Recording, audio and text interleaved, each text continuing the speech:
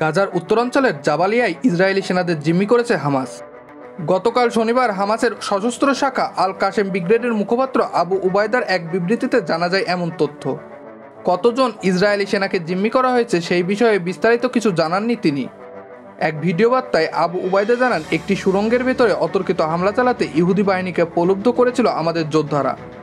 পরে ওই বাহিনীর সব সদস্য হতাহত ও আটক হওয়ার পরে অভিযান শেষ করা হয়েছে।